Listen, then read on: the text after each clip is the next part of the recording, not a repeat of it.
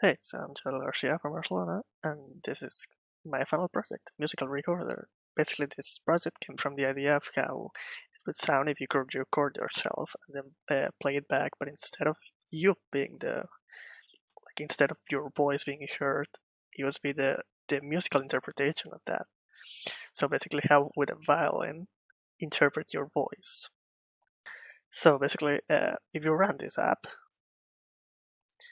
you will be prompted with a GUI where you can see like what you're recording. Basically, the most prevalent frequency is the note that it like will be later used on the left, or if it doesn't exist, it will just say like, as you can clearly see, the frequency.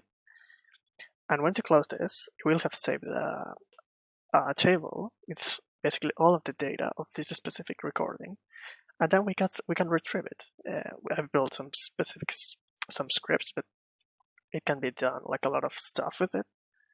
So, for example, if you want to plot frequencies over time with matplotlib, you can just do that.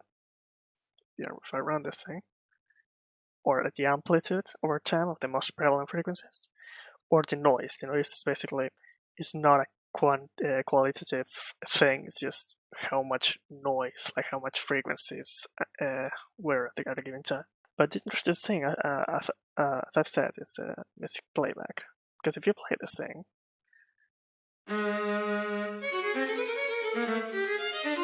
you will actually hear a voice, but instead of that being represented by a human voice, a sound comes from a violin. You can actually change what instrument can be used. Is using this camp library. You can check the documentation of how that works.